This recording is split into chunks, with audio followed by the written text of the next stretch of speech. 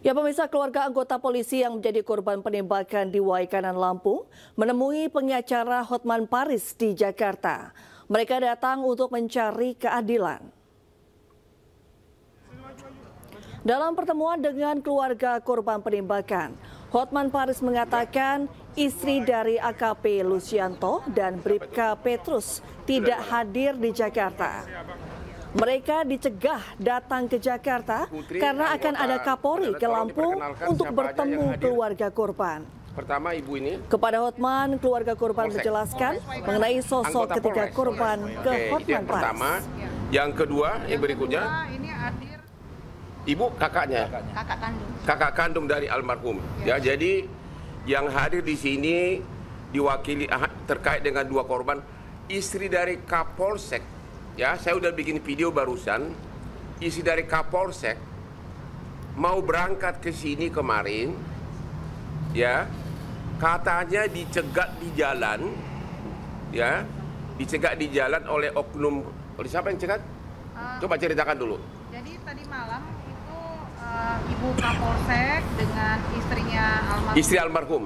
Istri almarhum Pak Kapolsek dan istri almarhum Pak Petrus itu sudah melakukan perjalanan menuju Jakarta.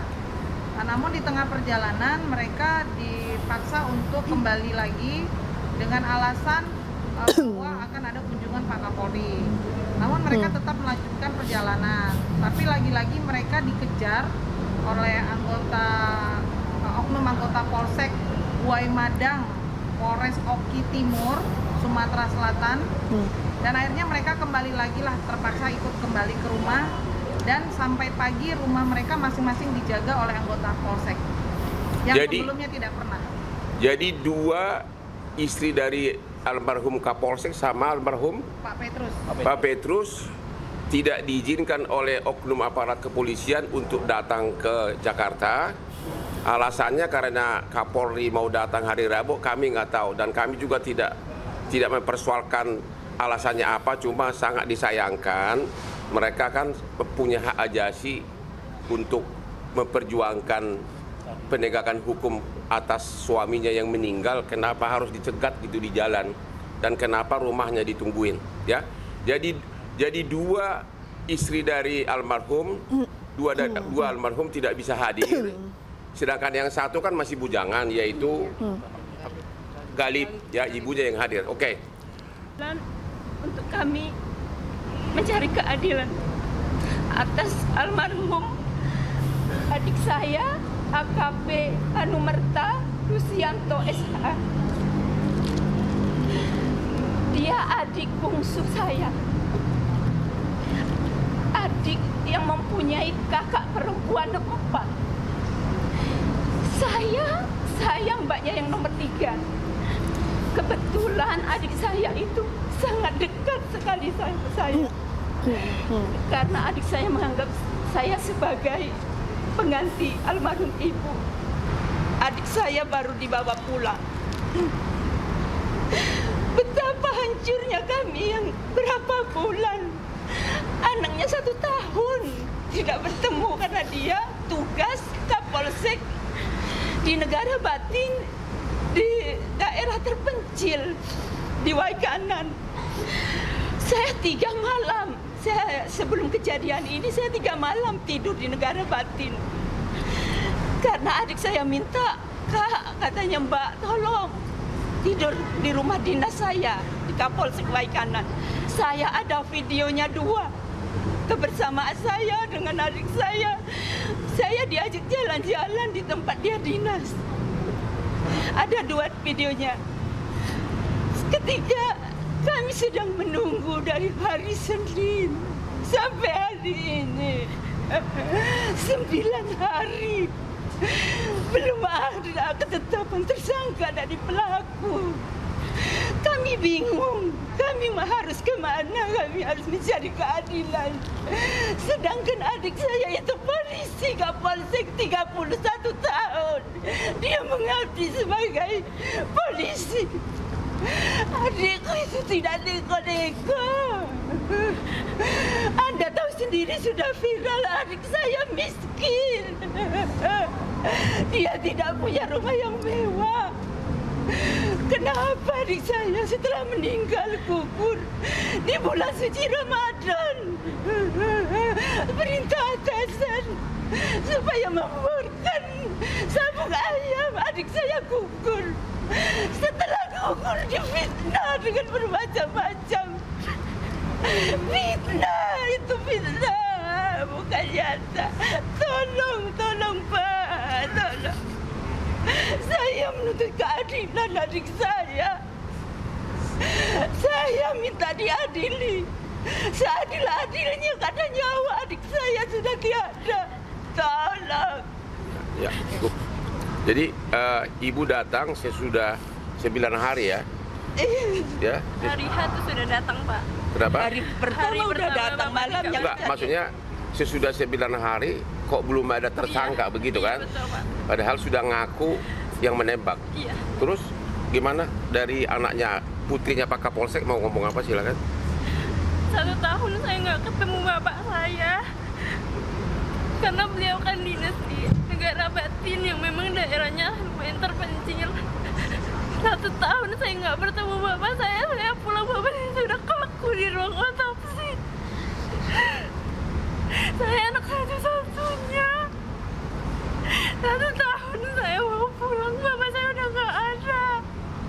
Ibu tahu kejadian penembakan apa yang ibu dengar? Apa katanya turun dari mobil ditembak, gimana? Yang kamu dengar apa? Kebetulan bapak saya kan diperintah, Pak, dari Polres, pihak Polres untuk membubarkan sabung ayam tersebut. Bapak saya menggunakan mobil pribadi bersama dengan anggota Polsek dan dengan anggota Polres itu datang untuk menggerebek sabung ayam tersebut. Bapak saya memang di paling depan, Pak. Saat bapak saya keluar, bapak saya langsung ditembak. Langsung ditembak begitu turun dari mobil. Ya, saya dengar seperti itu, Pak. Begitu ya. Saya mau keadilan yang seadil-adilnya untuk ayah saya. Ayah saya sudah meninggal masih difitnah, Pak. Fitnah soal apa? Soal setoran, apapun itu. Saya tidak peduli hal itu, Pak. Saya cuma mau keadilan buat ayah saya, Pak. Jadi ini untuk diketahui bahwa Hotman 911 tidak akan mencampuri apakah ada setoran sebelumnya atau permainan uang di judi ayam tersebut. Kami tidak akan masuk ke ranah sana. Gak usah ada pihak-pihak yang ketakutan. Kami hanya memperjuangkan agar hukum diberlakukan, agar tersangka segera ditetapkan. Ya, mengenai tuduhan ada setoran, ada ini, kami tidak akan mencampuri. Kira-kira begitu. Jadi begitu masuk ruang otopsi, saya diizinkan masuk gitu. Saya lihat adik saya udah kaku di atas meja gitu ya. Di meja itu udah kaku. Saya ingat ayah saya sebulan yang lalu juga kaku di rumah, baru meninggal di tanggal yang sama. Jadi bapaknya almarhum juga baru meninggal, ya 1 bulan lalu. Ya, jadi 2 meninggal dalam satu keluarga nih. Ya. Padahal adik saya itu andalan keluarga, harapan keluarga besar kami. Saya hancur banget lihat adik saya kaku di atas meja otopsi itu. Tapi yang mau gimana lagi, ini memang kejadiannya seperti ini. Cuman yang saya miris, sudah 9 hari loh adik saya terbaring di makam. Kami keluarga belum tahu siapa pembunuhnya. Bahkan kami hanya melihat potongan dari video amatir, bukan dari video resmi loh.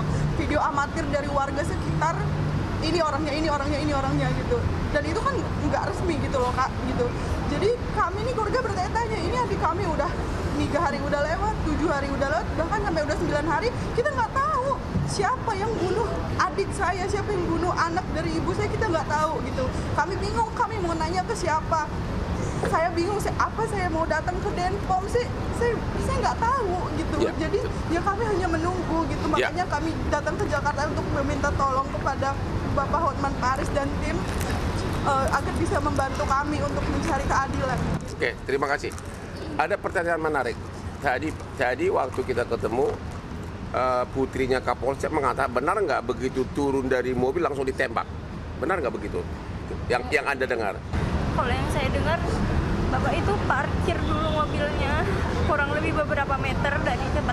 kejadian itu Bapak jalan bersama anggota yang berada di satu mobil dengan Bapak. Itu kebetulan Bapak di paling depan. Yang saya dengar itu Bapak langsung ditembak dan itu Bapak langsung lumpuh. Langsung tembakan langsung jatuh gitu ya? Iya, karena Bapak ditembak di dada kanan. Dari hasil otopsi itu pelurunya yang di dada kanan itu proyektilnya itu ditemukan di rongga dada kiri. Lalu anggota Bapak itu yang saya dengar, yang Pak Petrus itu setelah melihat Bapak saya sudah ditembak terjatuh, itu dia memohon kepada yang nembak sudah gitu. Dan Pak Petrus ditembak dari jarak. Jadi orang yang memohon agar jangan ditembak, malah ditembak lagi? Iya, di matanya Pak. Itu siapa tuh? Pak Petrus Pak. Petrus di matanya ditembak? Iya Pak.